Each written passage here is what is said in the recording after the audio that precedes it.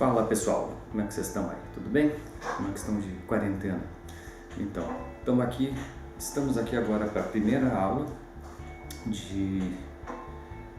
do nosso conteúdo, né, online, né, já que estamos nesse momento de quarentena, vamos seguir o nosso conteúdo por aqui. E a nossa primeira aula de hoje é sobre os tipos. Eu vou complementar, na verdade, a aula que a gente já deu. A gente trabalhou modelos legítimos de dominação, né? Que são conceitos weberianos, né? Weber, aqui é bom que está na minha biblioteca, né? Weber está aqui. Esses dois livros aqui são dele, né? E tem um outro sobre dele também. Esses livros, o Weber ele vai trabalhar os tipos de dominação que a gente já viu, só vou reforçar por alto. Dominação legítima, né? Que é a carismática, tradicional e racional. Vocês lembram disso? Então, vamos só recapitular, né? Carismática é através do carisma individual, né? O indivíduo dotado de grande capacidade de carisma consegue convencer pessoas. Dominação tradicional é uma tradição que organiza essa dominação, e o racional é a razão. Quando a gente fala de tipos legítimos, é importante ressaltar o legítimo. O que é legítimo? As pessoas voluntariamente, né, aceitam aquele tipo de dominação, né? Como eu já falei para vocês, existe um livro bastante antigo, né? Vou botar aqui na descrição aqui a referência dele, né? A data e a referência em algum lugar aqui. Que é o discurso sobre a servidão voluntária. O que diz esse discurso, né, esse texto? Que as pessoas voluntariamente se submetem à servidão, né? Ou seja, elas deixam que as pessoas mandem nelas. Isso em função de N questões, pode ser uma tradição, pode ser carisma, enfim, mas ele trata isso de um ponto de vista individual. Então, por exemplo, quando alguém me convence de algo, se alguém me convenceu através da lábia, no fundo eu também deixei ele me convencer daquilo, né? Então eu deixei ele me dominar, né? Ele não precisou botar uma arma na minha cabeça e tudo mais, porque vejam, os tipos de dominação que em geral usam a força como meio de dominação, vamos pegar aqui um assaltante, um sequestro, né? Ou até mesmo uma invasão de um outro país, digamos, se um outro país invadisse o Brasil, por exemplo, e mudasse as regras de funcionamento do país do dia para a noite, seria um tipo de dominação não legítima. Eu não legitimo aquele governo, né? Não legitimo aquele estrangeiro que tomou o meu país, mas eu não tenho escolha, né? Se eu não seguir aquilo que ele está falando, ele pode me matar minha família, enfim, eu posso ter a consequência de não legitimar aquele governo são nefastas para mim. E uma dominação legítima não. Legítima, eu dou autoridade àquela pessoa e as razões são inúmeras. Vamos pensar aqui, por exemplo, quando alguém me convence de algo, né? O que é convencer no final das contas? O que é convencer alguém de algo? Por exemplo,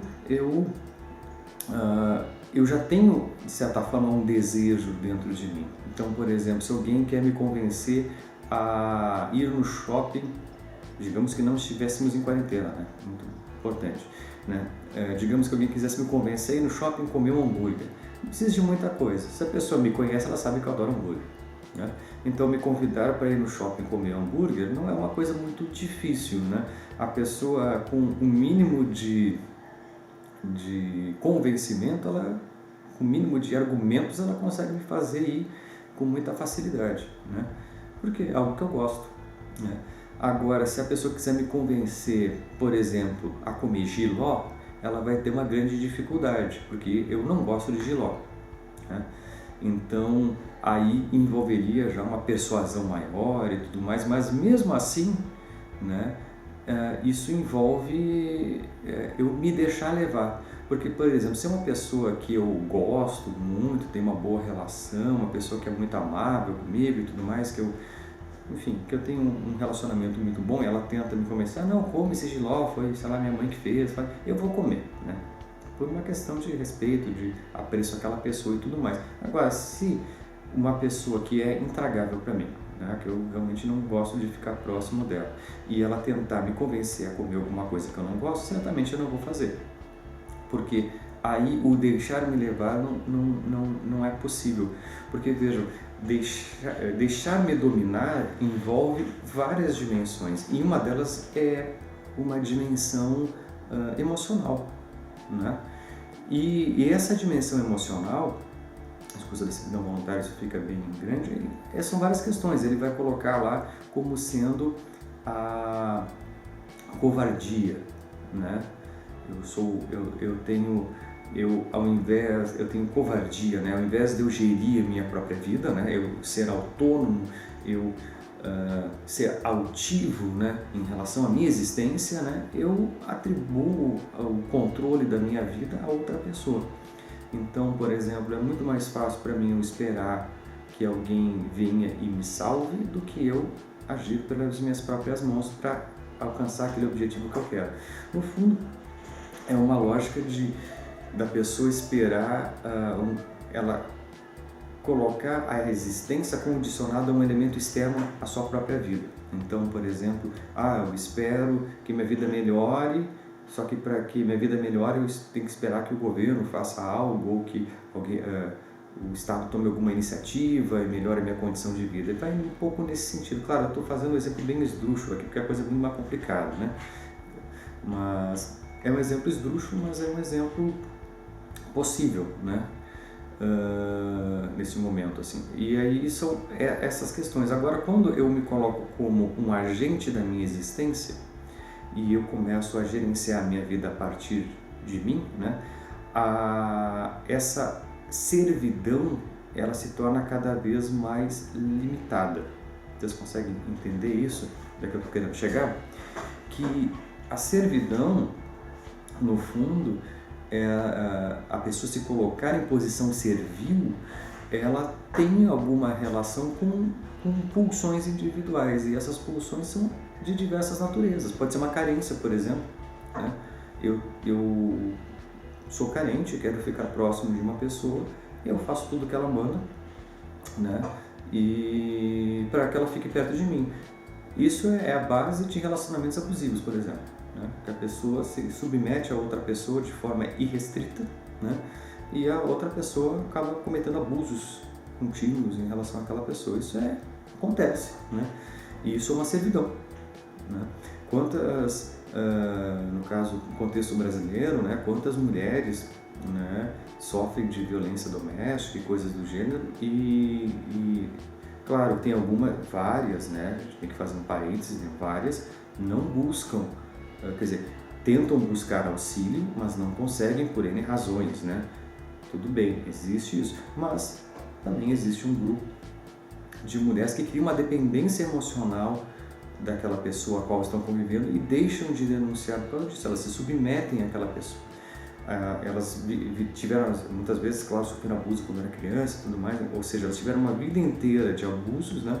E elas não conseguem romper com aquele padrão, né?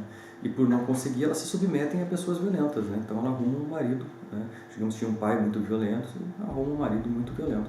Isso acontece, isso é uma servidão voluntária, tá? A pessoa se submete a isso, né?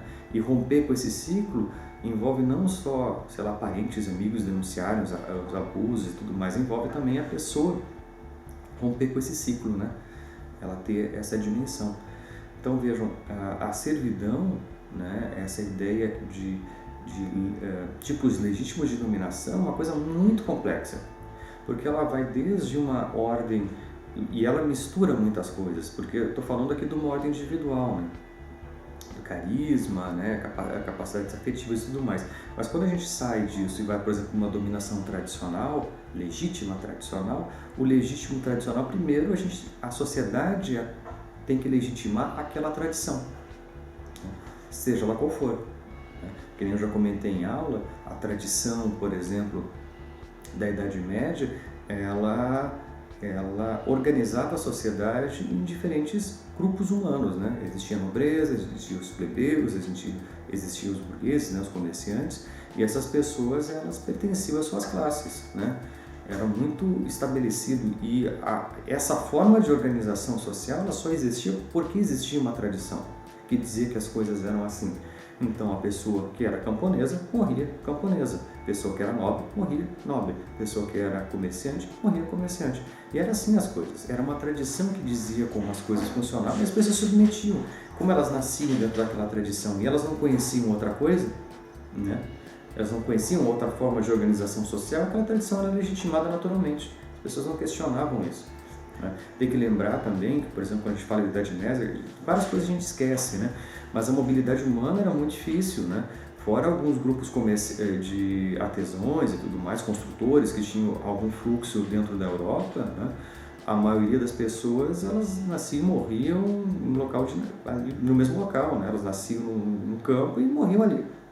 Elas não ficavam transitando. Para uma pessoa ir de um feudo para outro, ela tinha que ter uma carta de autorização, ela tinha que ter um motivo. As pessoas não podiam ficar andando de um lado para outro a esmo, assim. As pessoas tinham que ter um porquê de fazer essas coisas. E, em geral, elas não andavam, né? Elas não se movimentavam. Então, elas nem conheciam outras cidades, não conheciam outras pessoas, não conheciam pessoas de outros lugares. Tudo era muito difícil, né? Quando muito comerciante que passava de um lugar para o outro, trazendo alguma coisa, aí elas conversavam, não tinha muita ideia de outros modelos de organização social. Então as pessoas elas legitimavam aquilo que elas conheciam, né? Aquela tradição, elas tinham uma existência razoável ali, então elas nem acreditavam que o mundo podia ser diferente, não tinham acesso a informações. Né? A gente vai pensar no mundo que a gente vive hoje é muito diferente. Né?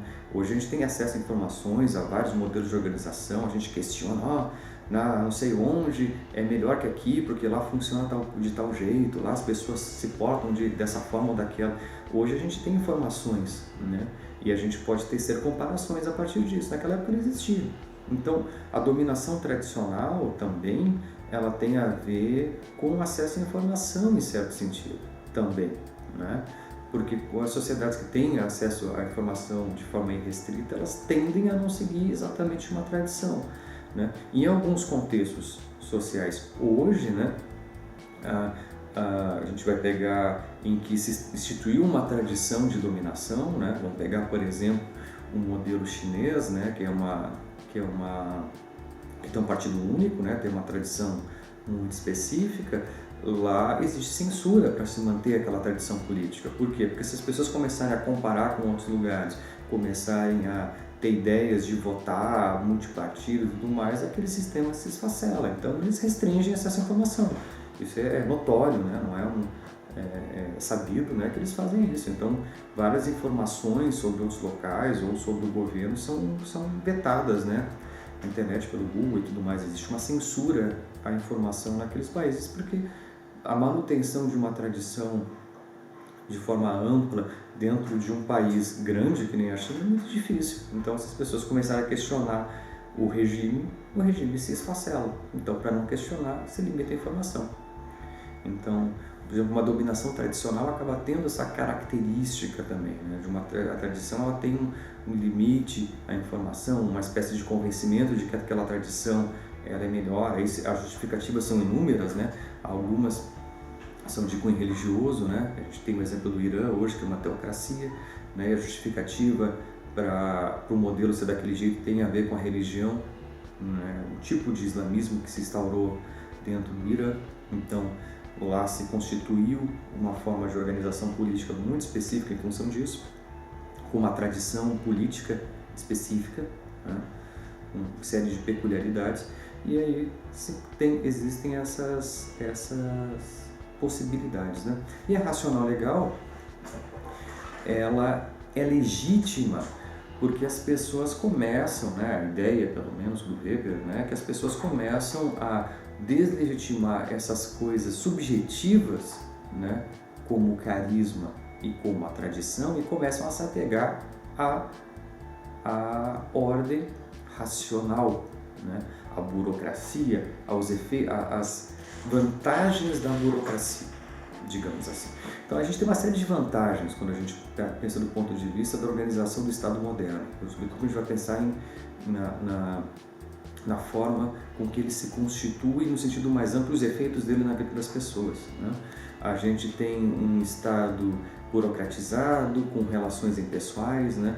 Por exemplo, para eu ser atendido pelo Estado, em teoria, eu não preciso ser amigo de ninguém dentro do Estado, né? Basta eu cumprir os quesitos. Então, se eu quiser ser atendido no hospital, eu vou lá, entro na fila e sou atendido. Se eu quiser fazer uma vacina, eu vou lá no posto de saúde e entro na fila.